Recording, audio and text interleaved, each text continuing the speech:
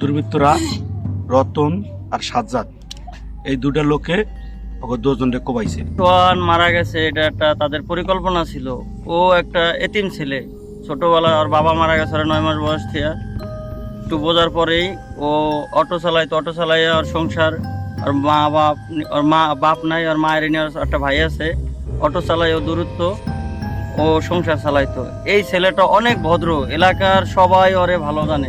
এই সরকার আমাদের এই দাবিটা পূরণ করে, নইলে এই দেশে কোনো আইন শৃঙ্খলা বাহিনী কোনো কিছু কাজ করতে পারবে না। নইলে যদি এইগুলা যদি না করে, যদি এই শাস্তি যদি না দেয়, এই সরকারের কাছে আমাদের বিনীত একটা আবেদন।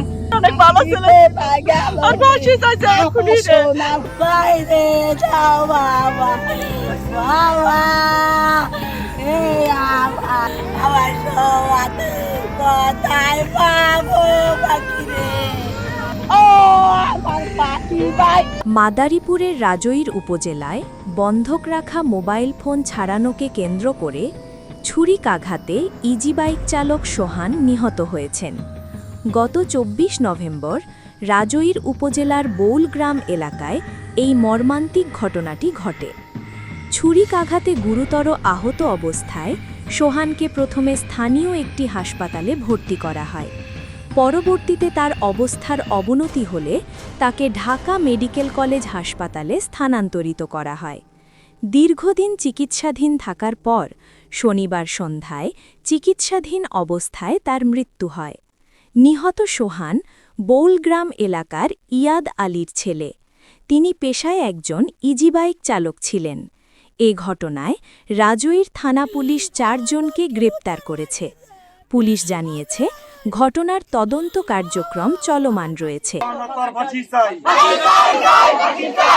রতন এবং ওর সাথে ছিল রতনের খালাতো ভাই সাজ্জাদ, ঠিক আছে। ওরা ছুরি আঘাত দিয়ে ওরে নির্মমভাবে হত্যা করে। আমরা অনেক লোকজন ওইখানে অনেক লোকজন ছিল, অনেকেই জড়িত আছে ওইখানে, ঠিক আছে। তাদের উস্কানিতেই, তাদের ফটেকের কারণেই ওরে এই ঘটনাটা ঘটাইছে। আমরা ওর যে মারছে, ওর এই সর্বোচ্চ শাস্তি চাই, ওর ফাঁসি চাই। সোহান মারা গেছে, এটা একটা তাদের পরিকল্পনা ছিল। ও একটা এতিম ছেলে, ছোটবেলায় ওর বাবা মারা গেছে 9 মাস বয়স থেকে। একটু বোঝার পরেই ও অটো চালাইয়া ওর সংসার, আর মা বাপ নাই, আর মায়ের নিয়ে একটা ভাই আছে, অটো চালাই ও দূরত্ব, ও সংসার চালাইতো। এই ছেলেটা অনেক ভদ্র, এলাকার সবাই ওরে ভালো জানে। বয়স আর কিশোর বয়স। এই ছেলেটাই গ্যাঞ্জাম গুঞ্জাম কোনো কিছু পছন্দ করে না। গাড়ি চালায় ফ্যামিলি নিয়ে থাকে। হঠাৎ একটা মোবাইল কেন্দ্র করে গ্যাঞ্জাম হয়েছে, সেইখানে গেছে।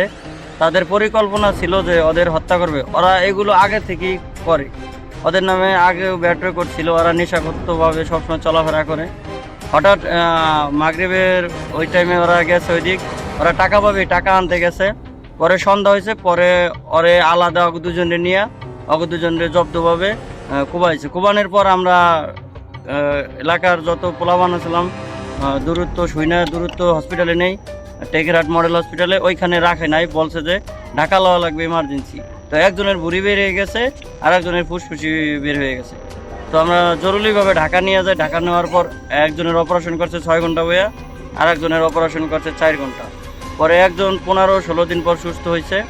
আর এই যে সোহান ছেলেটা, ও এই যে 1.5 মাস পর মারা গেছে। ঘটনায় জড়িত সাজ্জাদ এবং রতন আর ওই জায়গার স্থানীয় লোকজন ছিল। এর ভিতরে 3 জন গ্রেপ্তার হয়েছে। আরও মূল যে 2 জন আসামি যারা হত্যা করছে, যারা কোবাইছে, এখন তার গ্রেপ্তার করা হয় নাই। তাদের গ্রেপ্তার করিয়া সর্বোচ্চ ফাঁসি দাবি করি সরকারের কাছে। অনেক ভালো ছেলে, আর ফাঁসি চাইছে এখনই রে। ফাঁসি চাই।